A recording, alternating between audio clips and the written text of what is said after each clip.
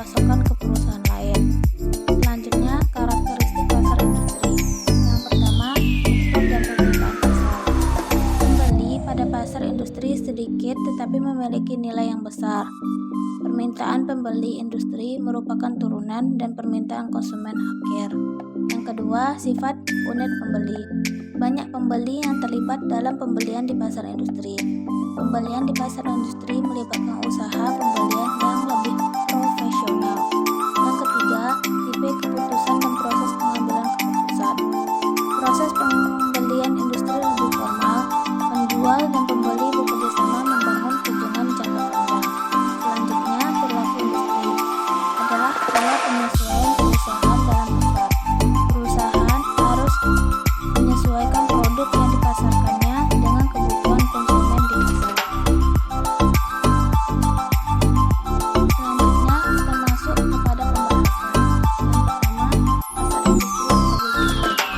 Seorang pendidik harus melihat peluang pekerjaan yang sesuai dengan keahliannya. Sebagai seorang guru, tenaga pendidik pasar industrinya adalah sekolah-sekolah dan lembaga-lembaga pendidikan. Dia harus bisa melihat peluang-peluang pekerjaan yang berkaitan dengan dunia pendidikan yang sesuai dengan kemampuan yang dimilikinya. Selanjutnya, karakteristik pasar industri sebagai guru. Yang pertama, struktur dan permintaan pasar. Seorang pendidik akan melihat apakah kemampuan dan skillnya sesuai yang diinginkan oleh sekolah dan harus meningkatkan kemampuannya. Yang kedua, sifat unit pembeli. Pendidik harus dapat menyeleksi sekolah-sekolah yang diinginkannya. Yang ketiga, berbagai tipe keputusan dan proses pengambilan keputusan. Pendidik akan langsung menolak atau memilih sekolah yang diinginkannya. Selanjutnya, perilaku industri sebagai guru. Yang pertama, pembelian ulang sepenuhnya.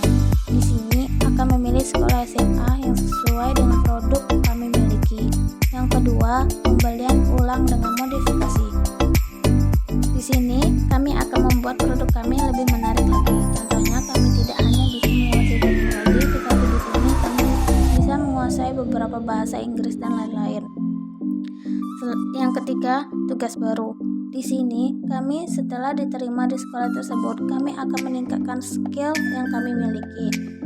Selanjutnya kita masuk kepada bagian kesimpulan dan penutup.